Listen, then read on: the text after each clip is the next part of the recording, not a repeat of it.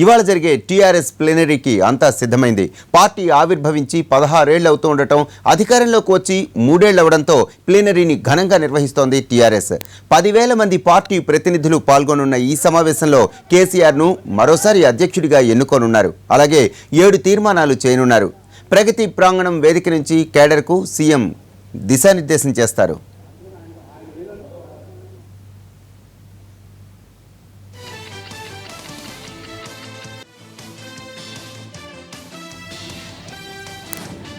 అధికారంలోకి వచ్చిన తరువాత ప్రతిష్టాత్మకంగా నిర్వహిస్తున్న ప్లీనరీ ఇదే. ఇన్నాళ్లు తెలంగాణ ఏర్పాటు, వచ్చిన రాష్ట్రంలో సవాళ్లపై ఎక్కువగా దృష్టి పెట్టారు కేసీఆర్. ఇప్పటివరకు తెలంగాణలో సంక్షేమ పథకాలు ప్రభుత్వాన్ని గాడిన పెట్టే పనిలో ఉన్నారు. ఇక మీద అభివృద్ధిపై దృష్టి సారిస్తారు.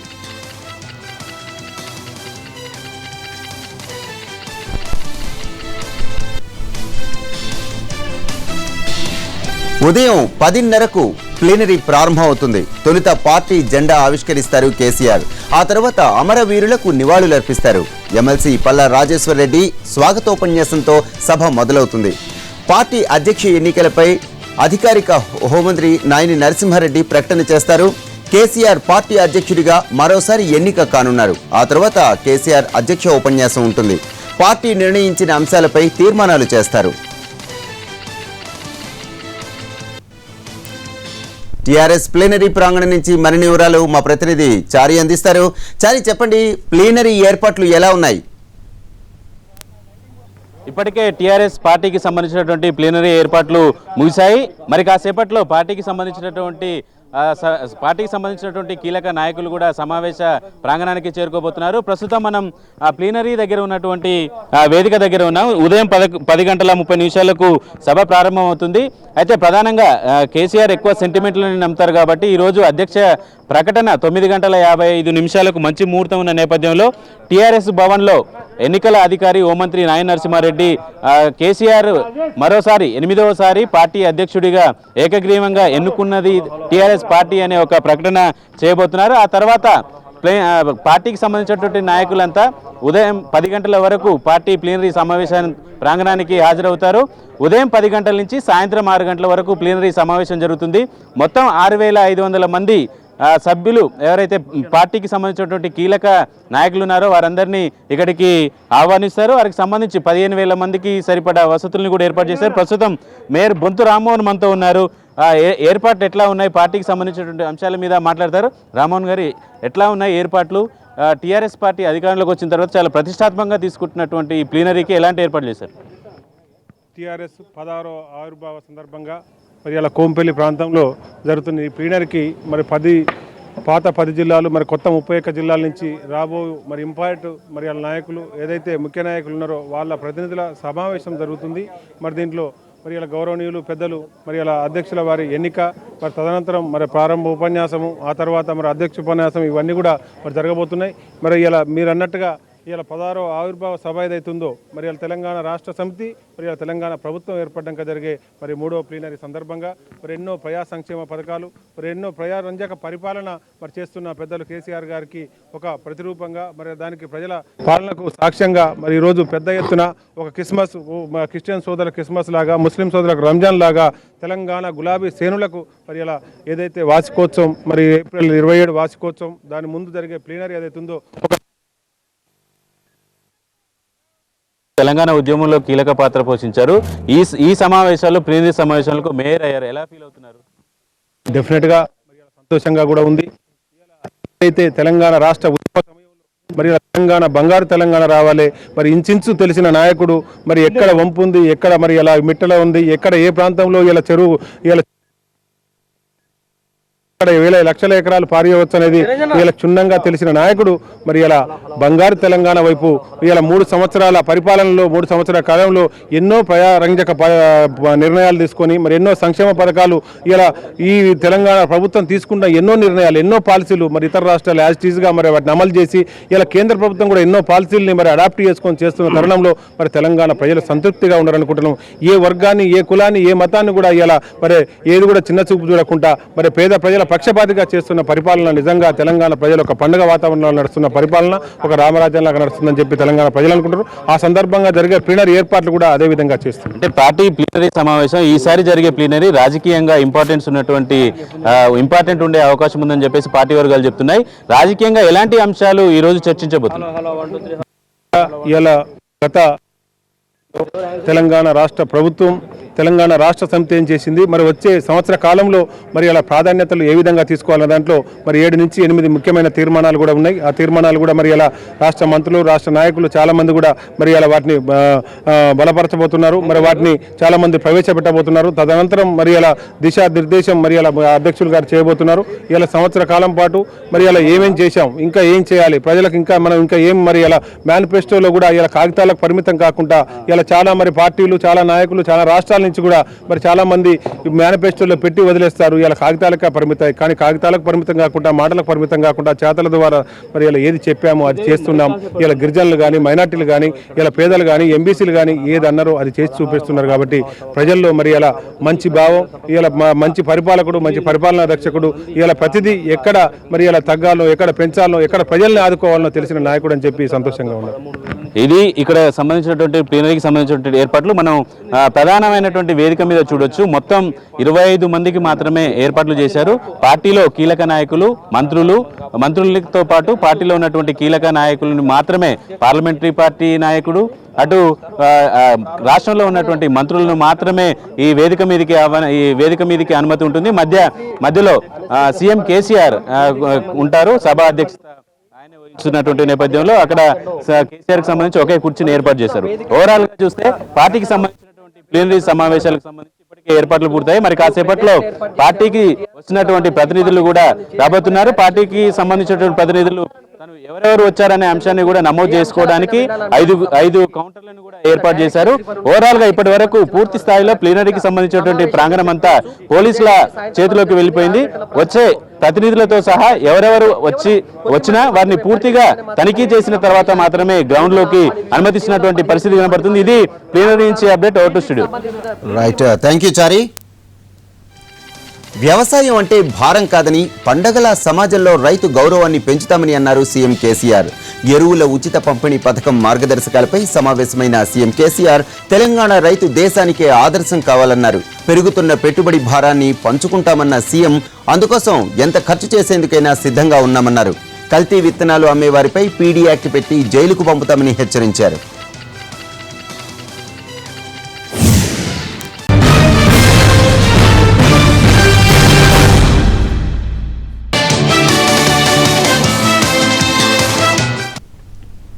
Back to news. YS Jagan bail రద్దు పిటిషన్పై ఇవాళ విచారణ జరగనుంది. అటు సిబిఐ ఇటు జగన్ తరపు లాయర్లు వాదనలు వినిపించనున్నారు. జగన్ బెయిల్ రద్దు చేయాల్సిందేనని సిబిఐ పట్టుపడుతోంది. బెయిల్ రద్దు అంశం కుట్రపూరితంగా ఉందని జగన్ లాయర్లు వాదిస్తున్నారు.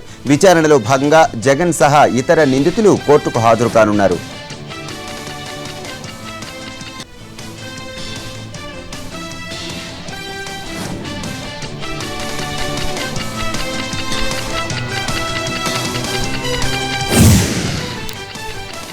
కాంగ్రెస్ అధికారంలోకి వచ్చాక యువతకు నిరుద్యోగ భృతి ఇస్తామని టీపీసీసీ చీఫ్ ఉత్తమ్ కుమార్ రెడ్డి చెప్పారు.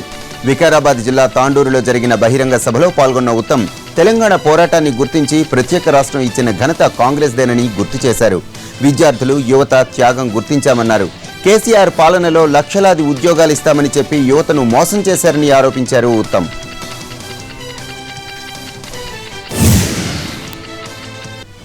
కేసీఆర్ కు వెన్నుపోటు పొడిచి హరీష్ ప్రభుత్వం ఏర్పాటు చేస్తారంటే తాము మద్దతిస్తామన్నారు కేంద్ర మాజీ మంత్రి సర్వే సత్యనారాయణ. హరీష్ రావు ఉద్యమం నడిపితే కేటీఆర్ కవిత మధ్యలో ఊడిపడతారన్నారు. కేటీఆర్ ను సీఎం చేస్తారనే ప్రచారంపై హరీష్ కూడా అసంతృప్తితో ఉన్నారని తమకు సమాచారం ఉందన్నారు సర్వే. ఏదేమైనా 2019లో తెలంగాణలో కాంగ్రెస్ ప్రభుత్వం ఏర్పడుతుందన్నారు సర్వే. గోదావరి పుష్కరాల్లో జరిగిన తొక్కిసలాట ఘటనపై జస్టిస్ సోమయాజులు కమిషన్ చేపట్టిన న్యాయ విచారణ ముగిసింది. రాజమండ్రి ఆర్ఎన్బి అతిథి గృహంలో ప్రభుత్వం, బాధితుల న్యాయవాదులు తమ వాదనలు వినిపించారు.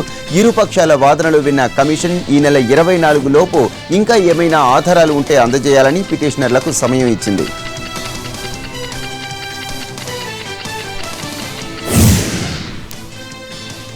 AP chief engineer Jagadishwar Reddy ఆస్తులు పెద్ద ఎత్తున బయటపడుతున్నాయి. 3 రోజుల క్రితం ఇంజనీర్ ఇంటితో పాటు కొన్ని చోట్ల సోదాలు నిర్వహించిన అధికారులు ఇప్పుడు 5 బ్యాంకు లాకర్లను ఓపెన్ చేశారు.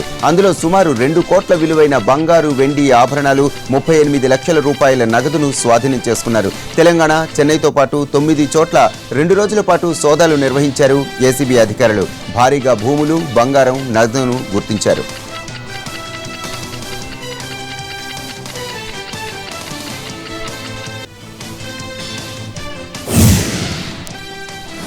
మిర్చి రైతులకు కన్నీటి కష్టాలు తప్పడం లేదు. ప్రభుత్వం హామీలిచ్చినా, ఆదుకుంటామని భరోసా ఇచ్చినా మిర్చి మంటలు తప్పడం లేదు. కొన్ని రోజులుగా మిర్చి రైతులు ఆందోళనలు, నష్టాలతో ప్రభుత్వం రైతును ఆదుకునేందుకు ముందుకొచ్చింది.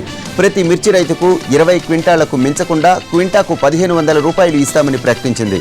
అదనంగా ప్రభుత్వం 1500 అందించనుందన్న ఆనందంతో మార్కెట్కు వచ్చిన రైతులను వ్యాపారులు ఏడిపిస్తున్నారు.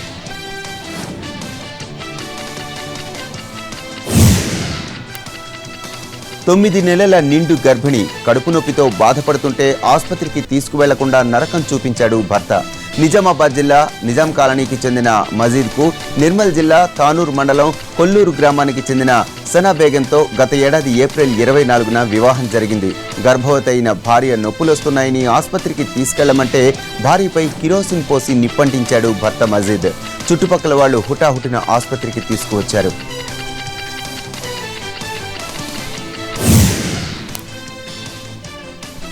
పోలీస్ అధికారి వేధింపులు తాళలేక ఓ మహిళా హెడ్ కానిస్టేబుల్ ఆత్మహత్యకు ప్రయత్నించిన ఘటన వరంగల్ జిల్లాలో కలకలం సృష్టిస్తోంది. జిల్లా కేంద్రంలోని సుబేదారి ఉమెన్స్ పిఎస్లో హెడ్ కానిస్టేబుల్గా పనిచేస్తున్న జమున అదే ఠాణాలో సిఐగా విధులు నిర్వహిస్తున్న విష్ణుమూర్తి తనను రోజు వేధిస్తున్నాడని ఆరోపిస్తోంది. సిఐను విధుల నుంచి బహిష్కరించాలని డిమాండ్ చేస్తోంది.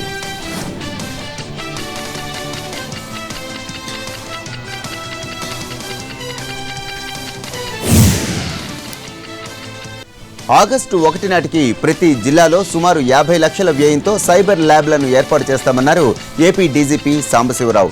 దీనికి సంబంధించిన డీటెయిల్డ్ ప్రాజెక్ట్ రిపోర్ట్ను సిద్ధం చేసినట్లు చెప్పారు. శ్రీకాకుళం జిల్లాలో పర్యటించి శాంతి భద్రతలు పరిస్థితిని సమీక్షించారు. కానిస్టేబుల్ నుంచి ఎస్ఐ వరకు అందరికీ ప్రమోషన్లు ఇన్ టైంలో రావాలని, ఈ విషయంలో ఎవరికీ అన్యాయం జరగకుండా నివేదిక తయారు చేయాలని జిల్లా అధికారులను ఆదేశించారు డీజీపీ.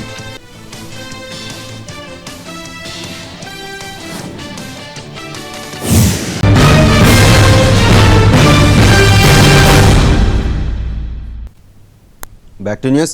కాంగ్రెస్ అధినేత్రి సోనియా గాంధీని బీహార్ సీఎం నితీష్ కుమార్ కలిశారు. బీజేపీ ఎదుర్కొనేందుకు జాతీయ స్థాయిలో మహాకూటమి ఏర్పాటు గురించి సోనియా గాంధీతో నితీష్ చర్చించినట్లు తెలుస్తోంది. బీహార్లో గత అసెంబ్లీ ఎన్నికల్లో జేడీయూ, ఆర్జేడీ, కాంగ్రెస్ కూటమి ఎన్నికల్లో విజయం సాధించి సంయుక్తంగా ప్రభుత్వం ఏర్పాటు చేసింది. 2019 సాధారణ ఎన్నికల్లో ఇదే తరహాలో స్థాయిలో మహాకూటమి ఏర్పాటు అవసరమని ఈ పార్టీలు భావిస్తున్నాయి.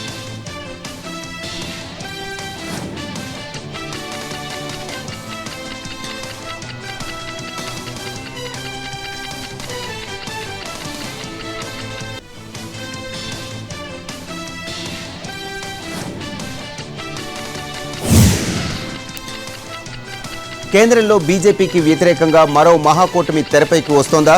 బీజేపీ అధికారంలో లేని రాష్ట్ర ప్రభుత్వాలన్నీ ఏకతాటిపైకి వస్తున్నాయా? ముఖ్యంగా ప్రాంతీయ పార్టీలు కొన్ని కూటమిగా జతకడుతున్నాయా?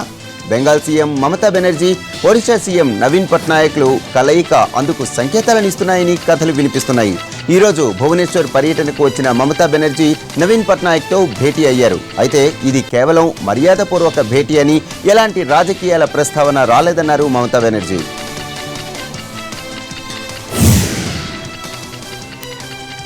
ప్రముఖులకు భద్రతను తగ్గించేందుకు ప్రభుత్వం ప్రయత్నించడం లేదని కేంద్ర మంత్రి వెంకయ్య నాయుడు స్పష్టం చేశారు. అంబులెన్సులు, అగ్నిమాపక శకటాలు, పోలీసు వాహనాలు మినహా వీఐపీల వాహనాలపై ఎర్రబుగ్గలను నిషేధించడంతో వెంకయ్య వివరణ ఇచ్చారు. దేశ ప్రయోజనాల కోసం ప్రముఖులను కాపాడుకోవాల్సిన అవసరం ఉందన్నారు. ప్రజలంతా వీఐపీలే అనేది తమ ప్రభుత్వ సిద్ధాంతమని, ప్రతి వ్యక్తిని సమానంగా చూడాలన్నదే లక్ష్యమని అన్నారు.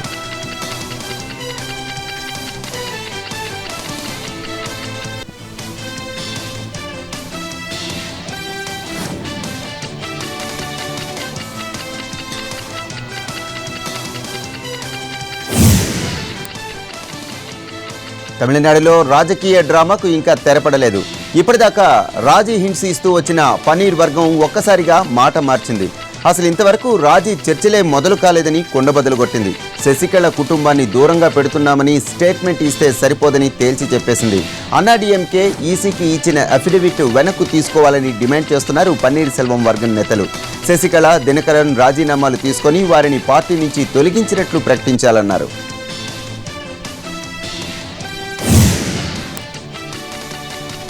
సీఎం పదవి కోసమే రాజీకి రావటం లేదన్న ప్రచారాన్ని కూడా పన్నీర్ వర్గం ఖండించింది. అసలు సీఎం పదవి కోసమే, పార్టీ ప్రధాన కార్యదర్శి పదవి కోసమే తాము పట్టుబట్టలేదని చెప్పారు. జయలలిత మరణంపై సిబిఐ విచారణ, శశికళ ఫ్యామిలీ తొలగింపు డిమాండ్స్తోనే మొదటి నుంచి ధర్మయుద్ధం మొదలుపెట్టినట్లు పన్నీర్ వర్గం అధికార ప్రతినిధి మునిస్వామి చెప్పారు.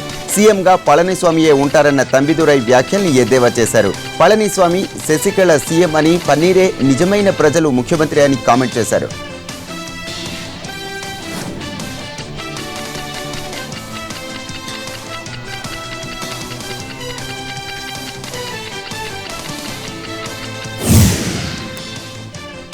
శివసేన ఎంపీ రవీంద్ర గైక్వాడ్ ఎట్టకేలకు సుమారు నెల రోజుల తర్వాత ఎయిర్ ఇండియా విమానంలో ప్రయాణించారు. అది కూడా బిజినెస్ క్లాస్లో.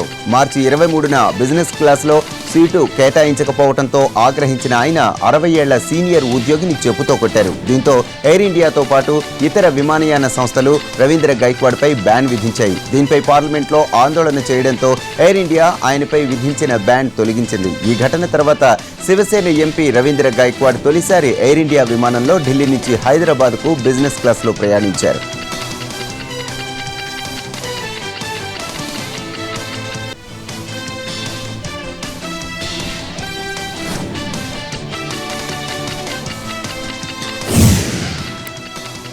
మనీ లాండరింగ్ కేసులో హిమాచల్ ప్రదేశ్ సీఎం వీరభద్ర సింగ్ ఈడీ ముందు హాజరయ్యారు. ఈ కేసులో తమ ముందు హాజరు కావాలని ఇప్పటికే సమన్లు జారీ చేసిన నేపథ్యంలో తన వాంగ్మూలాన్ని నమోదు చేసేందుకు ఈడీ కార్యాలయానికి వచ్చారు. అంతకుముందు తనపై నగదు అక్రమ చెలామణి కేసు ప్రక్రియను రద్దు చేయాల్సిందిగా హైకోర్టులో ఆయన విజ్ఞాపన దాఖలు చేశారు. దీనిపై తన ఎదుట హాజరయ్యేటప్పుడు సీఎం వీరభద్ర సింగ్ను అరెస్టు చేయబోమంటూ ఎలాంటి హామీ ఇవ్వలేమని ఈడీ ఢిల్లీ హైకోర్టుకు తెలిపింది.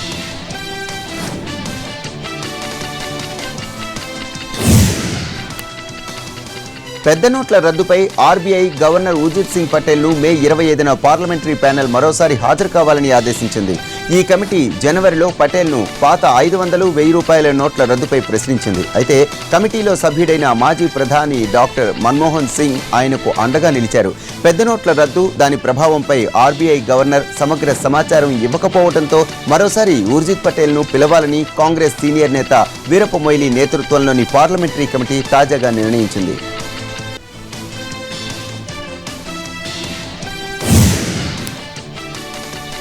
ఢిల్లీలోని జంతర్ మంతర్ వద్ద తమిళనాడు రైతుల ఆందోళన కొనసాగుతోంది. తాము ఎన్ని రకాలుగా నిరసన తెలుపుతున్నా కేంద్రం పట్టించుకోకపోవటం అన్యాయమంటూ రైతులు ఆగ్రహం వ్యక్తం చేస్తున్నారు.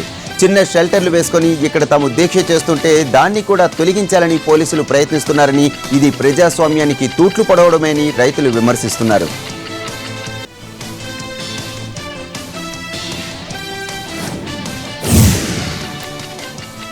కర్ణాటకలో బాహుబలి సినిమాకు వ్యతిరేకంగా ఆందోళనలు ఉధృతమవుతున్నాయి. కావేరీ జలాలపై కట్టప్ప పాత్రధారి సత్యరాజ్ వ్యాఖ్యలకు నిరసనగా కన్నడ రక్షణ వేదిక, కన్నడ సెల్వెళి సంస్థలు ఈ నెల 28న రాష్ట్ర బంద్కు పిలుపునిచ్చాయి. బాహుబలి 2 చిత్ర ప్రదర్శనను అడ్డుకుంటామని హెచ్చరించాయి. సినిమాను రిలీజ్ చేస్తే కర్ణాటక, తమిళనాడు సరిహద్దుల్లో రాస్తారోకో, ధర్నాలు చేస్తామని చెప్పాయి. కట్టప్ప పాత్రధారి సత్యరాజ్ గతంలో కావేరీ జలాలు తీవ్రస్థాయిలో ప్రసంగాలు చేశారు. హోగనెక్కల్ తాగునీటి ప్రాజెక్టు పునాది అంశం కర్ణాటక, తమిళనాడు రాష్ట్రాల మధ్య చిచ్చు రాజేసింది.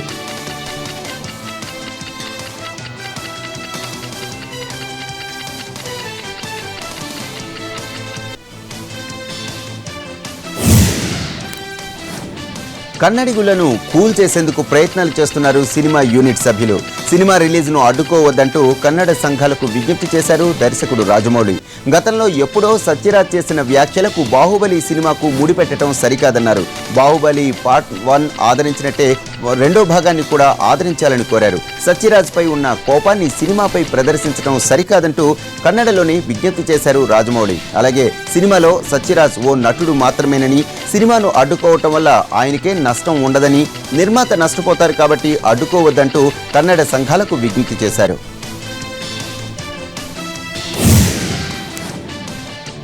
రాజస్థాన్లో దారుణం జరిగింది. వివాహేతర సంబంధం పెట్టుకున్నారన్న కారణంతో ఓ జంటను నగ్నంగా నడిపించారు గ్రామస్తులు. బాన్స్వారా జిల్లాలోని శంభుపురాలో ఈ ఘటన జరిగింది. ఖాప్ పంచాయతీ తరహాలో తీర్పు ఇచ్చిన గ్రామస్తులు యువజంట విషయంలో పాశవికంగా వ్యవహరించారు. ఇద్దరిపై దాడి చేసి గాయపరిచిన స్థానికులు తర్వాత వాళ్లను ఊరంతా నగ్నంగా తిప్పారు. విషయం తెలుసుకున్న పోలీసులు ఊరి పెద్దలపై కేసు నమోదు చేశారు.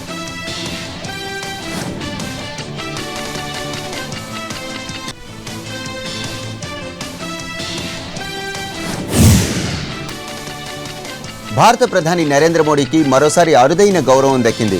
భారత్ను వృద్ధి పదంలో తీసుకువెళుతున్న ప్రధాని టైమ్ మ్యాగజైన్ వెల్లడించిన 100 మంది అత్యంత ప్రభావశీలుడు జాబితాలో చోటు దక్కించుకున్నారు. ప్రధాని మోడీతో పాటు పేటీఎం వ్యవస్థాపకుడు విజయ్ శేఖర్ శర్మ ఈ జాబితాలో ఉన్నారు. ప్రపంచవ్యాప్తంగా వివిధ రంగాల్లో నిష్ణాతులైన 100 మందిని టైమ్ మ్యాగజైన్ ఎంపిక చేస్తుంది.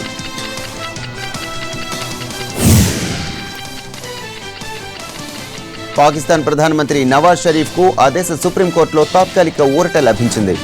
పనామా పత్రాల కేసులో షరీఫ్ను పదవి నుంచి తొలగించేందుకు సరైన సాక్ష్యాధారాలు లేవంటూ న్యాయస్థానం తీర్పు చెప్పింది. అయితే ఆయన కుటుంబ సభ్యులపై వచ్చిన అవినీతి ఆరోపణలకు సంబంధించి దర్యాప్తు జరిపేందుకు జిట్ను ఏర్పాటు చేసింది. ఈ మేరకు 5 న్యాయమూర్తుల ధర్మాసనం 540 పేజీల తీర్పును వెలువరించింది.